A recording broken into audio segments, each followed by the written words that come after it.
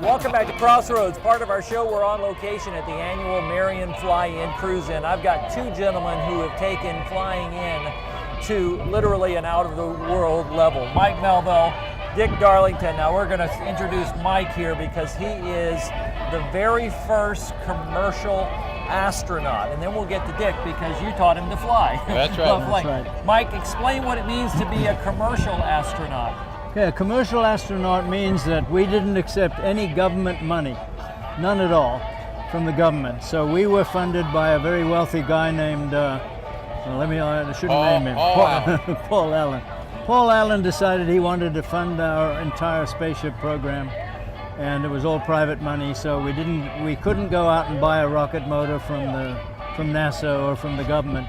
We had to do all of that ourselves. So we developed a rocket motor, built a spaceship, built a mothership that carried it up to 50,000 feet and dropped it off. Wow. And how long ago was this? 2004. Okay.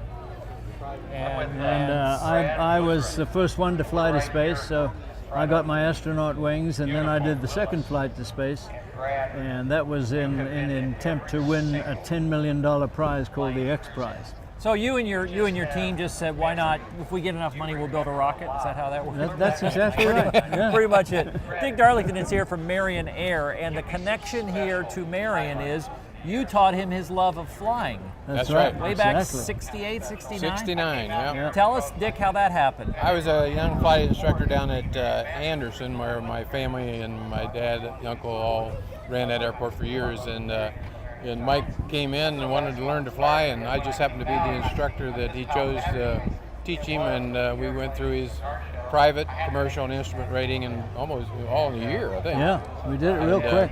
He was easy to teach. You never knew what you were getting into then. No, I had no idea he'd go on to be an astronaut. Well, before you flew into space, you flew more experimental, or would you call this an experimental aircraft? It is an here? experimental. Tell us about this one that we're standing next to. Yeah, it's the first one that was built from the plans.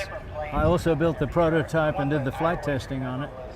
And this one was first flew in 1980, so it's 38 years old. And it's been around the world several times. And it has been around the world, yes. And it's a wonderful little airplane. It's very, very economical. It's extremely efficient. You know, you cruise at 180 knots or so, and you're getting 30 miles to the gallon. So it's as good as any car at 3 times the speed. So. After you've been around the world so fast and you've literally been in space, are you still flying? Oh yeah, I flew it out here just for this event. That's one thing we love about the Fly-In Cruise-In. Everybody here never gets tired of flying. Oh yeah. Dick, as you've been observing through Marion Air, are you ever surprised with the love for this Fly-In Cruise-In event? No. I mean, it sort of gets in your blood. So that even the people with their cars, but especially the fly-in part, we see the same people that have been here really for 28 years. We'll see some of the same people here. And Ray Johnson and his folks do such a great job. Yeah, he does. They really do. And look at the funny little cars you see around here. I mean, I know.